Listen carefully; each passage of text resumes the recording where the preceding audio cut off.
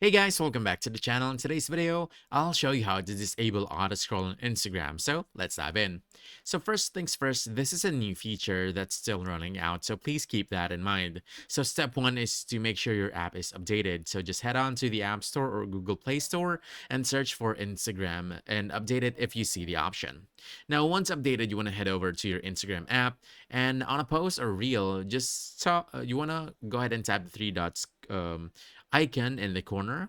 And if the feature is available in your account, you'll see an option called Auto Scroll. Just tap it, turn it on, and Instagram will automatically scroll for you. As you can see, it's not available yet here in my region, so it's not here on my Instagram app. But here's how it looks like for those who already have it.